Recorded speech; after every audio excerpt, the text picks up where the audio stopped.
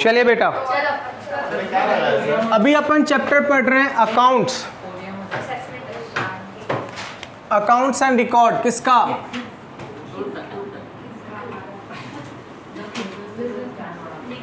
GST का। Account and record किसका बेटा? जीएसटी का। चलिए अब देखते हैं जीएसटी में हमें कौन कौन से बुक्स ऑफ अकाउंट्स बनाने होते हैं। एक ही सेक्शन है बेटा, सेक्शन नंबर 35। बस एक सेक्शन है, हमारे कंपनी लॉ की तरह नहीं है जिसमें कितने सेक्शंस पढ़े थे, 128 से लेके 138 तक। हाँ, बुक्स ऑफ अकाउंट। आ जाइए बेटा, अकाउंट एंड रिकॉर्ड। सबसे पहले जीएसटी में क्या बोलता है, एक ही सेक्शन है बेटा, सेक्शन नंबर 35, जहां पे तुझे क्या मेंटेन करना है, अकाउंट एंड रिकॉर्ड मेंटेन करना है। सेक्शन 35 सीजीएसटी का। अब देखो लॉ मेकर क्या बोल रहा है कि जितने भी रजिस्टर्ड पर्सन है, बताओ रजिस्टर्ड पर्सन का मतलब जिनका रजिस्ट्रेशन हुआ है 22 में और 24 में। Very good. 22 एंड 24 में अगर आपका रजिस्ट्रेशन हुआ है तो आपको क्या करना है, मेंटेन करना है क्या, बुक्स ऑफ अकाउंट। कहां पे? Principal place of business as mention in the certificate of registration. तुम्हारा सर्टिफिकेट ऑफ रजिस्ट्रेशन में जो principal place of business mention है वहां पे तुम्हें बुक्स ऑफ अकाउंट मेंटेन करना है। किस फॉर्म में? True and correct.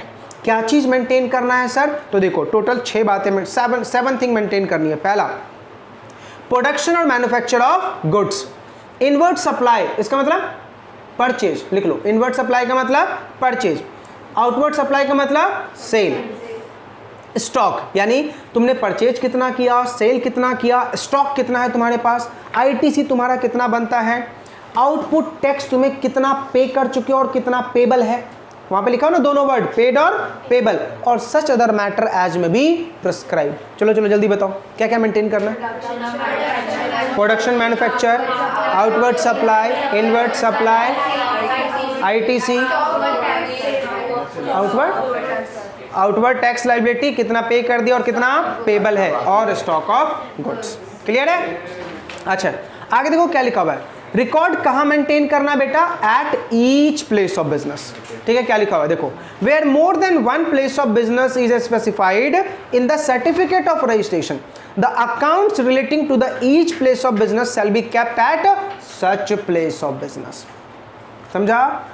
तुम्हारे एक से ज्यादा बिजनेस है, ठीक है, तो जितने बिजनेस है सब जगह पे अकाउंट्स मेंटेन करो। उसके बाद देखो सेकंड पॉइंट क्या लिखा, the record the registered person में keep and maintain the such record and other particulars in electronic form. कैसे मेंटेन करना है बेटा? इलेक्ट्रॉनिक फॉर्म में। आगे अब बोलोगे अमित सर पहले ऊपर बताओ, ऊपर क्या लिखा हुआ था, place of business. What is the meaning of place of business? तो देखो 3 बातें। Place of business includes 3 things बेटा। पहला, a place where business is ordinarily carried on, चाहे वो प्लेस तुम्हारा वेयर हाउस के फॉर्म में हो, गोडाउन के फॉर्म में हो, या और किसी फॉर्म में हो। ठीक है। दूसरा, place where taxable person maintain books of account, and तीसरा, place where taxable person do the business with engagement of agent, यानी एजेंट का प्रेमाइसेस। एजेंट का प्रेमाइसेस हो गया, गोडाउन हो गया, वेयर हाउस हो गया, ये सब बेटा किसकी डेफिनेशन में आएगा? Place of business. Now what is the meaning of principal place of business? तो वहां पे क्या लिखा है, principal place of business means the principal place of business as specified in the registration. समझ में आ रहा नहीं आ रहा? लॉ मेकर ने क्या बोला, प्रिंसिपल प्लेस का मतलब क्या है, वो वाला प्लेस जो तुमने रजिस्ट्रेशन में मेंशन कर रखा है कि ये मेरा प्रिंसिपल प्लेस है। मान लेते हैं बेटा परनीत के 4 रेस्टोरेंट हैं, ठीक है, एक में छोला भटूरा बेचता है, एक में पाव भाजी है, एक में वड़ा पाव है, ठीक है, और एक में ओनली चाय बेचता है। ठीक है। अब ये ज़्यादातर इसने अपने सर्टिफिकेट में ये दिखाया है कि मेरा जो प्राइम बिजनेस है, प्रिंसिपल प्लेस है, वो चाय की दुकान है। समझ में आ रहा नहीं आ रहा? तो प्रिंसिपल प्लेस ऑफ बिजनेस क्या कहलाएगा इसका? चाय की दुकान। क्लियर है? आगे देखो क्या लिखा हुआ है, एवरी ओनर और ऑपरेटर ऑफ वेयर हाउस, जो ओनर होते हैं या ऑपरेटर होते हैं वेयर हाउस को, उनको भी बेटा क्या मेंटेन करना है? Books of account. वो क्या मेंटेन करेंगे बुक्स ऑफ अकाउंट में? किसका आर्टिकल है, कब ले गया, क्या वैल्यू है, ये सब मेंटेन करेगा ना। पॉइंट नंबर 3, कमिश्नर में notify such class of person कि ठीक है तुम्हें additional books of account maintain करने, जो हमने बोला वो मत करो, इसके अलावा ये करो। वो कौन बताएगा उसको? Commissioner. 4th point, where the commissioner consider that any class of taxable person is not in a position to keep and maintain the books of account, in accordance with section 35, तो उसको वो रिस्ट्रिक्शन दे देगा, sorry relaxation दे देगा, और क्या बोलेगा, ठीक है तुम दूसरा मेंटेन कर लो। ये कौन देगा बेटा, commissioner. Every registered person whose turnover during the financial year exceed the prescribed limit, तो उसके अकाउंट को ऑडिट करवाना, लिख लो प्रिस्क्राइब्ड लिमिट 2 करोड़। अगर तुम्हारा टर्नओवर 2 करोड़ से ज़्यादा हो गया तो तुम्हें बुक्स ऑफ अकाउंट की क्या करवानी होगी, ऑडिट। किससे करवाओगे, 2 लोगों से। कौन से 2 लोग, चार्टेड अकाउंटेंट और कॉस्ट अकाउंटेंट। सर फिर हम क्या करें, हम क्या करें फिर, इसके लिए बेटा तुम्हें अलग से एक कोर्स करना पड़ेगा जिसका नाम है जीएसटी सर्टिफिकेशन, ठीक है। इंस्टीट्यूट को और 7,000 रुपीज़ पे करो, ठीक है, और जीएसटी सर्टिफिकेशन आपको आते हैं ना, मैसेज आते हैं। ये तब हो सकता है जब आप इंटर क्वालिफाइड एग्जीक्यूटिव क्वालिफाइड कर जाते हैं। चलिए आ जाइए, अब ध्यान से देखो पॉइंट नंबर सबसेक्शन 6 क्या बोल रहा है। सबसेक्शन 6 ये बोल रहा है कि भैया अगर तूने 35 सेक्शन का वॉयलेशन किया तो क्या लगा दूंगा, 73 और 74 मुटाटिस मुटंडिस, क्या लगा दूंगा, 73 और 74 मुटाटिस मुटंडिस लगा दूंगा, मतलब एज इट इज। चलिए ध्यान से, अब आपके इम्तिहान की बारी दोबारा आ गई। एक बार बताओ, कंपनी लॉ में बुक्स ऑफ अकाउंट्स कितने सालों तक मेंटेन करते हैं, 8 इयर्स। इनकम टैक्स में 6 इयर्स, जीएसटी में 6 इयर्स, ठीक है। अब देखो जीएसटी में लिखने का तरीका देखो, क्या बोल रहा है, 72 मंथ्स, ठीक है। पता नहीं इनको 6 ईयर लिखने में दिक्कत थी। अब ध्यान से बेटा, अब एकदम बहुत शांति से सुनना, बस 2 बातें और रह गई है। पॉइंट नंबर 2, 397 पेज, 2 करोड़ से ज़्यादा, 397 पेज का पॉइंट नंबर 2 देखो क्या लिखा है। Who is a party of an appeal और रिवीजन और any other proceeding before any अपलेट अथॉरिटी और रिविजनल अथॉरिटी और अपलेट ट्रिब्यूनल और court, whether filed by him or by the commissioner or is under the investigation of an officer under chapter 19 shall retain the books of accounts and other books and papers to the subject matter of the such appeal or revision or proceeding or investigation। सुनो बेटा, normal books of accounts हम कितने सालों के लिए maintain करते हैं, 6 साल। लेकिन मान लो मेरे ऊपर कोई एलिगेशन लगाया, अब मैं क्या बोल रहा हूँ, सर वो एलिगेशन झूठा है, मैंने ये काम नहीं किए हैं, तो मैं क्या करूँगा, अपील। कहाँ पे करूँगा अपील, एपलेट अथॉरिटी पे। अब एपलेट अथॉरिटी ने कोई ऑर्डर दिया, तो अब जो ऑर्डर करने के बाद जो बुक्स ऑफ अकाउंट मेंटेन करना है वो कितने टाइम तक मेंटेन करना है, समझ में आया हम क्या पढ़ रहे हैं।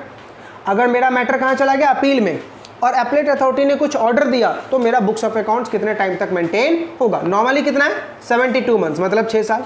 देखो क्या लिखा है, a period of 1 year after the disposal of such appeal, मतलब जिस दिन अपील फाइनलाइज हुआ वहां से 1 साल। और दूसरा क्या लिखा है, period specified above, that is 72 months, whichever is later। obviously सी बात है, लेटर ही होगा ना।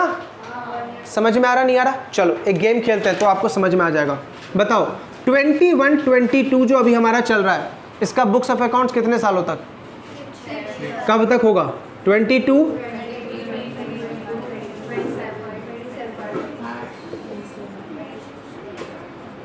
6 ही हुए ना, हाँ 5 ही हुए, एक और होगा ना। 21-22 को भी तो गिनेंगे ना बेटा, इस साल का बुक्स ऑफ अकाउंट है ना वो, तो इसका आगे के 6 साल ना।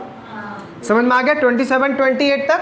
चलिए अब लॉ मेकर क्या बोल रहा है, मान लो मैं 24-25 में अपील पे गया, ठीक है, तो क्या, और मेरा अपील का जो ऑर्डर फाइनलाइज हुआ वो 26-27 में हुआ, तो फाइनलाइज कब हुआ, यहां से 1 साल, मतलब 27-28 और ये वाला date, whichever is later. अपने वाले एग्जाम्पल में सेम है, लेकिन मान लो मैं इस टाइम पे अपील पे गया तो क्या हो जाएगा, 28-29 और ये वाला date whichever is later. कौन सा डेट हो जाएगा, 28-29। अच्छा बताओ, मैं यहां पे अपील पे गया,